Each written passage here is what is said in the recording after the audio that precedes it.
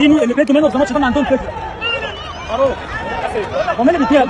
مين اللي بيدي منه الكلام؟